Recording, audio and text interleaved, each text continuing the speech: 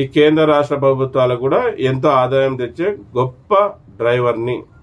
మళ్ళీ నేను వాళ్ళకంటే గొప్ప కాదా అని ఐడి కార్డు విషయంలో కూడా చెప్పాను. మళ్ళీ మీ అందరు కూడా చెప్పేది ఒకటే, డ్రైవర్ అన్నారా, ఎప్పుడో దాడులు జరిగినప్పుడో లేకుంటే డ్రైవర్ని అవమానకరంగా మాట్లాడినప్పుడే మనం వీడియోల ముందు వచ్చి రోడ్ల మీద వచ్చి మనం హంగామా చేసేది కాదు. ప్రతి ఒక్కరికి ముందు చూపు ఉండాలి.